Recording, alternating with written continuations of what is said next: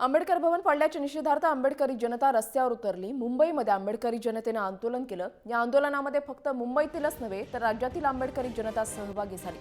त्यांच्याशी बातचीत केलेली आहे आपली प्रतिनिधी सीमा दाते यांनी। सरकारने त्यांची भूमिका स्पष्ट केली नाहीये आणि शेवटी आज आंबेडकरी जनता जी आहे ती रस्त्यावर उतरलेली आहे। त्यांच्याशी आपण बोलूयात।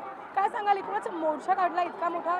महाराष्ट्राच्या एका टोकावरून म्हणजे चंद्रपूर जिल्हा आणि गडचिरोली जिल्ह्यामधून आम्ही इथे निषेध व्यक्त करण्यासाठी आलेलो आहोत की जेणेकरून रत्नाकर गायकवाड आणि त्यांच्या कंपूला शासनाने अटक करावी, म्हणून आम्ही या मोर्चामध्ये सहभागी झालेलो आहोत। मला असं वाटते की ज्या रत्नाकर गायकवाड आणि त्यांचे भाडोत्री 500 ते 600 गुंडांनी आमचं जे आंबेडकरी भवन आणि प्रिंटिंग बुद्धभूषण प्रिंटिंग प्रेस पाडली आहे त्यांना तात्काळ अटक झाली पाहिजे आणि त्यांच्यावर म्हणजे खूप मोठी अशी कारवाई करावी शासनानं, अशी आमची मागणी आहे।